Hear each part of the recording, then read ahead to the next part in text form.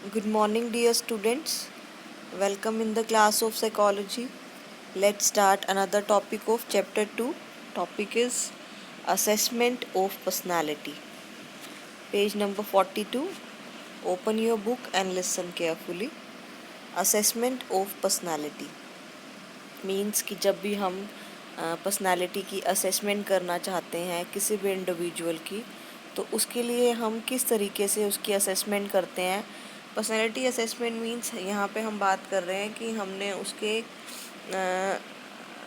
जो hide behaviour है या जो उसके हाइड एस्पेक्ट्स हैं, उसके ट्रेट्स हैं, उसके बिहेवियर की, उनको असेस करना हो, तो उनके लिए हम कौन कौन से साइकोलॉजिकल टेस्ट का यूज़ करते हैं, मीन अनकॉन्शियस माइंड को स्टडी करने के लिए। Okay, so let's start. To know, understand and describe people is a task in which everybody is involved in day-to-day life.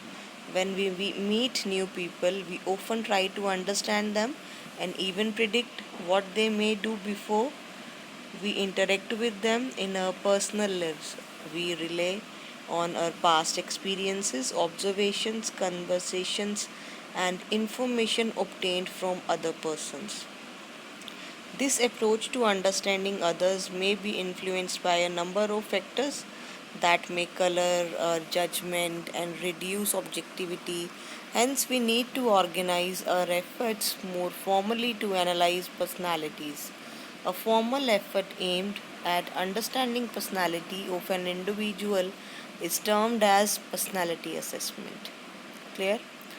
सो बेटा यहाँ पे हम बात कर रहे हैं, कहते कि जब हम डे टू डे में किसी भी पर्सन से मिलते हैं, है ना, अपने लाइफ में, तो हम अपने पास्ट एक्सपीरियंसेस से या अपनी ऑब्जर्वेशन से, कन्वर्सेशन से उसको असेस करते हैं, है ना, उसकी असेसमेंट करते हैं, उसकी जजमेंट लगाते हैं कि ये पर्सन ऐसा है, वैसा है, ये है, वो है ना। तो कहते कि जब हम एक फॉर्मली, अगर हम फॉर्मली किसी को पर्सनैलिटी को असेस करना चाहते हैं, किसी को उसकी पर्सनैलिटी को अंडरस्टैंड करना चाहते हैं, किसी इंडिविजुअल की, जो फॉर्मली एफर्ट्स करते हैं हम, उन एफर्ट्स को हम बोलते हैं personality assessment. So assessment refers to the procedure used to evaluate or differentiate people on the basis of certain characteristics. The goal of assessment is to understand and predict behavior with minimum error and maximum accuracy. In assessment, we try to study what a person generally does or how he behaves in a given situation. Besides promoting our understanding, assessment is also useful for diagnosis, training, placement, counselling and other purpose. Means कहते कि जो assessment का process है, जो procedure है इसका, वो differentiate करता है people on the basis of certain characteristics. So कहते कि जो गोल है असेसमेंट का, किसी के बिहेवियर को अंडरस्टैंड करने का, तो उसमें जो हम प्रिडिक्ट करते हैं ना, उसमें एरर आने के चांसेस मिनिमम होते हैं और मैक्सिमम एक्यूरेसी होती है जो हम असेसमेंट मेथड्स का यूज़ करते हैं। सो जनरली कि वो किस सिचुएशन में किस तरीके से क्या रिएक्शन देता है ना, तो उसके बिहेवियर को ये असेस करते हैं हम। और मेनली पर्सनैलिटी असेसमेंट का यूज़ कहाँ कहाँ होता है, डायग्नोसिस में होता है। लाइक साइकोलॉजिकल डिसऑर्डर है, उस डिसऑर्डर को असेस करने में भी इसको कौन सा साइकोलॉजिकल इलनेस है, ट्रेनिंग में यूज़ होता है, प्लेसमेंट में होता है, काउंसलिंग में होता है and other purpose also. So psychologist have tried to assess personality in various ways. The most commonly use techniques, जो ज़्यादातर टेक्निक्स यूज़ की जाती हैं पर्सनैलिटी असेसमेंट के लिए, वो हैं psychometric test, self report measures, projective techniques and behavioural analysis. ये असेसमेंट टेक्निक्स हैं जिससे हम किसी भी इंडिविजुअल के बिहेवियर को असेस करते हैं। So these techniques are rooted in different theoretical orientations, hence they threw light on different aspects of personality. You have read about psychometric test in the previous chapter. We will discuss the other methods. So first method is self report measures. अब self report measures क्या होता है, इसमें किस तरीके से हम किसी की पर्सनैलिटी को असेस करते हैं। So it was Allport who suggested that the best method to assess a person Allport जो साइकोलॉजिस्ट थे उन्होंने ये मेथड दिया कि हम ये बेस्ट वे है किसी भी पर्सन की पर्सनालिटी को असेस करने का। सेल्फ रिपोर्ट में क्या होता है कि पर्सन को, जो इंडिविजुअल है, वो वर्बली अपने रिस्पॉन्सेस देता है, ठीक है। उससे स्ट्रक्चर्ड क्वेश्चंस पूछे जाते हैं और वो खुद विलिंग होता है अपने बारे में बताने के लिए। मतलब वेरियस टाइप के क्वेश्चंस होते हैं, आइटम्स होती हैं, जैसे हम क्वेश्चंस को साइकोलॉजी में आइटम्स बोलते हैं, उनको फॉर्म किया जाता है। यहाँ पे क्वांटिटेटिव टर्म को यूज़ किया जाता है। जैसे कि अगर हम बात करें कि this led to the use of self report measures, these are fairly structured measures often based on theory that require subject to give verbal responses using some kind of rating scale, and the method requires the subject to objectively report his own feelings with respect to various items. The responses are accepted at their face value. They are scored in quantitative terms and interpreted on the basis of norms developed for the test. Some of the well-known self-report measures are briefly below. कहते self report measures होते हैं ऐसे psychological test होते हैं जिसके अंदर अलग अलग ऑप्शंस दिए होते हैं टेस्ट के, लाइक ऑलवेज, नेवर, ओफन। तो क्वेश्चन के ऐसे उसको आंसर देना है कि अगर लाइक कोई ऐसा क्वेश्चन है कि मेरे को गुस्सा जल्दी आता है, तो ऑलवेज, ओफन, समटाइम्स, इस तरीके से वो टिक मार्क करेगा उनको। और ऐसे कई सारे क्वेश्चंस होते हैं, उसको सारे क्वेश्चंस के आंसर्स देने होते हैं और लास्ट में उसका स्कोर किया जाता है। जैसे कि आप देखते हो ना आपके साइकोलॉजिकल टेस्ट में भाई किस तरीके से हम स्कोरिंग करते हैं, किस तरीके के क्वेश्चंस होते हैं, कोई भी क्वेश्चन स्किप नहीं करना होता है। तो ये सेल्फ रिपोर्ट मेजर्स ही होते हैं। अब सेल्फ रिपोर्ट मेजर पर्सनालिटी का एक टेस्ट है जिसका नेम है MMPI। It is called the Minnesota multiphasic personality inventory. तो ये ज़्यादातर साइकेट्रिक डायग्नोसिस में काम आता है ये टेस्ट दिया है हाथवे एंड मैकिनले ने। और ज़्यादातर साइकेट्रिक डायग्नोस्टिक में मींस जैसे कि कोई साइकोलॉजिकल इलनेस है, ज़्यादा प्रॉब्लम है, वैरायटी ऑफ साइकोपैथोलॉजी है किसी इंडिविजुअल को, तो वहाँ पे इस टेस्ट का यूज़ किया जाता है। इस टेस्ट में 567 स्टेटमेंट्स होती हैं जिसमें कि ट्रू और फॉल्स के ऑप्शंस होते हैं और इस टेस्ट को 10 सब स्केल्स में डिवाइड किया गया है। इसमें मेनली डायग्नोस किए जाते हैं कौन कौन सी प्रॉब्लम्स को, हाइपोकॉन्ड्राइसिस को, डिप्रेशन को, हिस्टीरिया को, साइकोपैथिक डेविएट को, masculinity, femininity and paranoia, many are there, schizophrenia, mania, social introversion, कई सारी प्रॉब्लम्स को असेस करने में इस टेस्ट का यूज़ किया जाता है। एंड आगे कहा गया कि जोशी हैं जो कि जोधपुर के हैं, उन्होंने इस टेस्ट को डेवलप किया। जैसे कि उन्होंने इनका नाम रखा Jodhpur multiphasic personality inventory along the lines of MMPI। Next test है सेल्फ मेजर रिपोर्ट्स का EPQ, that is called Eysenck personality questionnaire, जो कि आपने पहले भी पढ़ा था कि पर्सनालिटी को असेस करने के लिए आइजेंक का क्वेश्चनेयर यूज़ किया गया। तो ये सेम है, इसमें जो आइजेंक पर्सनालिटी क्वेश्चनेयर है इसमें 2 डायमेंशंस ऑफ पर्सनालिटी को असेस किया जाता है। These are introverted, extroverted, emotionally stable, emotionally unstable and later on psychoticism भी दिया गया, जिससे हम साइकोटिज्म की पर्सनालिटी भी असेस कर सकते हैं।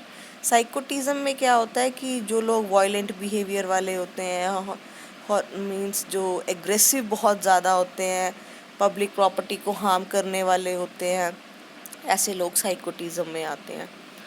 इसमें टोटल 32 पर्सनैलिटी ट्रेट्स को असेस किया जाता है। आइजेंक ने दिया था ये टेस्ट। नेक्स्ट है हमारा 16PF, 16 पर्सनैलिटी फैक्टर टेस्ट। ये टेस्ट हमारे पास स्कूल में भी अवेलेबल है, तो इस बार हम आपको ये टेस्ट कराएंगे भी सही स्कूल में ना। 16 पर्सनैलिटी फैक्टर्स, तो इसमें 16 पर्सनैलिटी फैक्टर्स को असेस किया जाता है पर्सनैलिटी के। ये टेस्ट किसने दिया था? कैटेल ने दिया था। और इसके अंदर अलग अलग स्टेटमेंट्स दी गई हैं जो कि पर्सनैलिटी को असेस करने में बहुत ज़्यादा यूज़फुल हैं। और occupational testing, vocational testing and career guidance में इस टेस्ट का बहुत ज़्यादा यूज़ होता है। And the self-measure reports suffer from a number of problems. Means sociability, desirability is one of them. It is tendency on the part of the respondent and endorse items in a socially desirable manner. And acquiescence is another one. It is a tendency of the subject to agree with items, questions respective to their contents. It often appears in the form of saying yes to items. These tendencies render the assessment of personality less reliable. अगर कहते person खुद willing नहीं होता ना answers देने के लिए, तो टेस्ट कभी भी रिलायबल नहीं होता, कभी भी टेस्ट के रिलायबल आंसर्स नहीं आते, असेसमेंट रिलायबल नहीं हो सकती है जब तक पर्सन खुद विलिंग नहीं हो. So it is also necessary to sound a note of caution at this stage. Remember that psychological testing and understanding personality requires great skill and training. Unless you have acquired these to an optimum level under careful supervision of an expert, you should not venture into testing and interpreting the personality of your friend who do not study psychology. आप ऐसे ही किसी के ऊपर ये test apply नहीं कर सकते, क्योंकि इसमें एक्सपर्ट का होना ज़रूरी है, एक्सपर्ट की सुपरविज़न ज़रूरी है. Okay. And the next assessment method is projective technique. जो प्रोजेक्टिव टेक्निक्स हैं वो हेल्प करती हैं इंडिविजुअल के अनकॉन्शियस माइंड को असेस करने के लिए. So the techniques of personality assessment describe so far are known as direct technique because they tend to rely on information directly obtained from the person who clearly knows that his personality is being assessed. In these situations, people generally become self-conscious and hesitate to share their private feelings, thoughts, and motivations. When they do so, they often do it in a socially desirable manner. The psychometric theory tells us that a large part of human behavior is governed by unconscious motives. Direct methods of personality assessment cannot uncover the unconscious part of our behavior. Hence, they fail to provide us with a real picture of an individual personality. These problems can be overcome by using indirect method of assessment. Projective techniques fall in this category. बेटा कहते हैं projective techniques ऐसी techniques हैं जो unconscious motive को या unconscious mind को हमारे असेस करती हैं, और इसमें भी एक एक्सपर्ट का होना बहुत ज़रूरी है, क्योंकि ये एक इनडायरेक्ट मेथड है किसी की भी पर्सनैलिटी को असेस करने के लिए. सो projective techniques are developed to assess unconscious motives and feelings.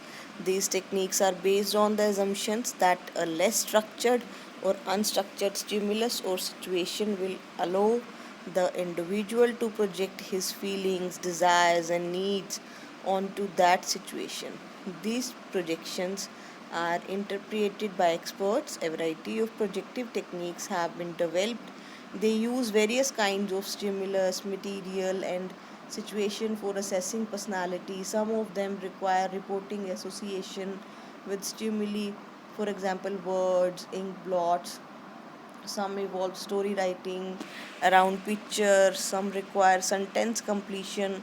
Some require expression through drawing, and some require choice of stimuli from a large set of stimuli.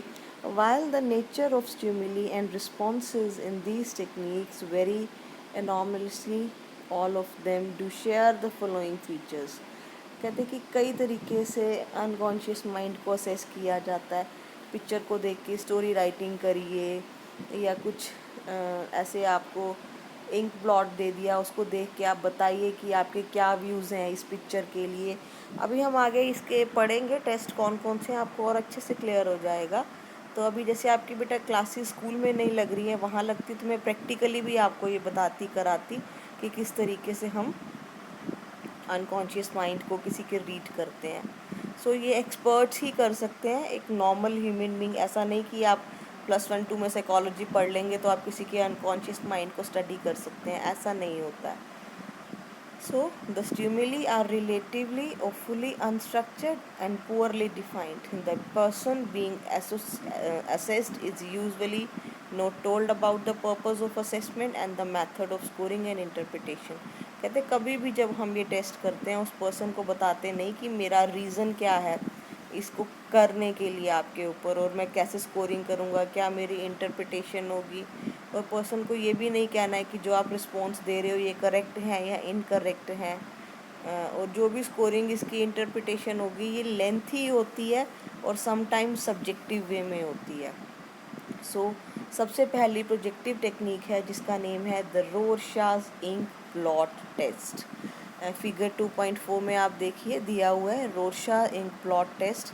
तो इसके अंदर, इस टेस्ट के अंदर क्या है, टोटल 10 इंक ब्लॉट्स दिए गए हैं, जो कि 5 of them are in black and white and 2 with red ink and the remaining 3 of some pastel colours. So ये अलग अलग तरीके के ऐसे अलग अलग पिक्चर्स दी गई हैं, अलग अलग डिज़ाइंस दिए गए हैं, अलग अलग कलर्स के दिए गए हैं। तो यहाँ पे क्या कहा जाता है पर्सन को कि आप इस पिक्चर को देखिए, एक एग्जाम्पल दिया हुआ है पिक्चर का, तो इस पिक्चर को देख के आप बताइए कि आपको ये क्या दिख रहा है, क्या लग रहा है ना। कोई कहता है कि मुझे ये बैट लग रहा है, कोई कहता है कि मुझे काइट लग रही है, हर किसी के अपने व्यूज़ हैं।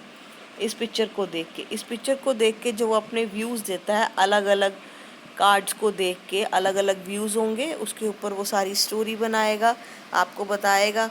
तो इसके भी जो एक्सपर्ट्स होते हैं फिर वो इससे अपने एक्सपीरियंस से उसको स्टडी करके उसको रिपोर्ट देते हैं इसके बारे में कि उसके अनकॉन्शियस माइंड में क्या चल रहा है या उसके क्या थॉट्स हैं। नेक्स्ट है TAT, that is called the thematic apperception test, जो कि मॉर्गन एंड मुर्रे ने बनाया था।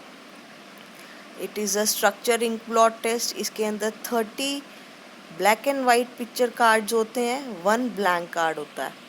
तो इसके अंदर यही कार्ड्स दिखाए जाते हैं और ये कार्ड्स यूज़ करते हैं हम एडल्ट मेल्स एंड फीमेल्स के ऊपर या फिर बॉयज़ और गर्ल्स के ऊपर। मतलब अलग अलग कॉम्बिनेशंस हैं कार्ड के कि किस तरीके से किस कॉम्बिनेशन के साथ किन्हें ये दिखा के स्टोरी फॉर्म करनी होती है। उन कार्ड्स को देख के स्टोरी फॉर्म करते हैं। लाइक फॉर एग्जांपल ये देखिए, ये दिया हुआ है फिगर 2.5 में एक पिक्चर दी हुई है, illustration showing the drying of a card of TAT। ये TAT का एक कार्ड है। फॉर एग्जांपल इस पिक्चर को देख के पर्सन के माइंड में जो भी फर्स्ट थॉट या फर्स्ट स्टोरी फॉर्म हुई वो स्टोरी लिखनी होती है, एटलीस्ट 100 वर्ड्स की होनी चाहिए। क्योंकि जब एक्सपर्ट्स इसकी स्टडी करते हैं स्टोरी को पढ़ के, तो वो एटलीस्ट 100 वर्ड्स की होनी बहुत ज़रूरी होती है। तो वो प्रॉपर कार्ड्स दिखाते हैं और वो 10 स्टोरीज़ राइट करवाते हैं। नेक्स्ट जो है हमारी प्रोजेक्टिव टेक्निक, उसका नेम है Rosenzweig picture frustration study, that is called PF study. Rosenzweig psychologist हैं जिन्होंने ये दिया, और क्या था ये पिक्चर फ्रस्ट्रेशन स्टडी है। इसके अंदर क्या होता है, इस टेस्ट के अंदर उन्होंने किसी की एग्रेशन लेवल या किसी का फ्रस्ट्रेटेड सिचुएशंस को टेस्ट करने के लिए कार्टून्स की हेल्प ली जाती है। कार्टून्स दिखाए जाते हैं, उनकी पिक्चर्स दिखाई जाती हैं और कहा जाता है कि आप कुछ भी इसके बारे में बोलिए, इस कंडीशन के बारे में बताइए, या अपनी प्रॉपर अटेंशन दे के इसके ऊपर आप अपना एग्रेशन डायरेक्टली इसके ऊपर निकाल सकते हैं। तो अपने व्यूज़ के अंदर या राइटिंग लिख कर किस तरीके से वो अपने एग्रेशन को निकालते हैं बाहर। Next is sentence completion test. Sentence completion test जो है ये वेरी कॉमन टेस्ट है। जैसे कि इसमें आप देख रहे हैं दिया गया है कि कुछ सेंटेंस दिए जाते हैं, उसके रिप्लाई देने होते हैं। जो भी इंडिविजुअल है, सब्जेक्ट है, like my father dash my greatest fear, the best thing about my mother is I am proud of, ऐसे इस टाइप के कई मैनी ऑफ क्वेश्चंस होते हैं इसमें। तो इसे हम बोलते हैं सेंटेंस कंप्लीशन टेस्ट। नेक्स्ट है draw a person test. Draw a person test के अंदर ये क्या होता है कि इसमें सब्जेक्ट को एक शीट दी जाती है, एक पेपर दिया जाता है, पेंसिल इरेजर दिया जाता है। उसे कहा जाता है कि आप कुछ भी इसके ऊपर ड्रॉ करिए और वो प्रॉपरली उसको ड्रॉ करता है। कुछ भी ड्रॉ कर सकता है वो, एनीथिंग जो भी उसके माइंड में चल रहा है ड्रॉ करके उसके ऊपर आप कोई भी स्टोरी फॉर्म करिए या आप कुछ भी इसके ऊपर राइट करना चाहते हैं। तो then omission of facial features suggests that the person tries to evade a highly conflict ridden personal relationship। कहते कि जो भी उसके अंदर छुपी हुई चीज़ें होती हैं वो धीरे धीरे अपने आप उस पेपर के ऊपर बाहर आ जाती हैं। वो चाहे ड्राइंग के थ्रू आए, चाहे वो राइटिंग के थ्रू आए, किसी भी, हमारा पर्पस है मेनली कि उसके अनकॉन्शियस माइंड को स्टडी करना। वो हम किसी भी मेथड से उसको स्टडी कर सकते हैं। सो बेटा ये थी हमारी पर्सनैलिटी असेसमेंट की टेक्निक्स। ये लास्ट है हमारी बिहेवियरल एनालिसिस। बिहेवियरल एनालिसिस में क्या होता है? A person's behavior in a variety of situation can provide us with meaningful information about his personality. Observation of behavior serves as the basis of behavioral analysis. An observer report may contain data obtained from interview, observation, rating, nomination and situational test। कहते कोई भी जब data को collect करते हैं हम behaviour को assess करने के लिए, तो उसके लिए हम इंटरव्यू मेथड का यूज़ कर लेते हैं, ऑब्जर्वेशन का कर लेते हैं, rating, nomination and situational factors का। सो इंटरव्यू जैसे आपने पहले भी पढ़ा हुआ है कि इंटरव्यू का जब हम यूज़ करते हैं तो इंटरव्यू जो होता है वो अनस्ट्रक्चर्ड भी हो सकता है, स्ट्रक्चर्ड भी हो सकता है ना, डिफरेंट डिफरेंट टाइप्स का हो सकता है। इसके बाद आता है ऑब्जर्वेशन। ऑब्जर्वेशन का भी जैसे आपने +1 में भी पढ़ा था कि ऑब्जर्वेशन मेथड जो है पार्टिसिपेंट ऑब्जर्वेशन भी होती है, नॉन पार्टिसिपेंट ऑब्जर्वेशन भी होती है, it depends. So next is rating, nomination, rating, nomination and situational test. So बेटा रेटिंग, नॉमिनेशन, ये बिहेवियर रेटिंग बोलते हैं हम इसे। बिहेवियर रेटिंग के अंदर क्या होता है?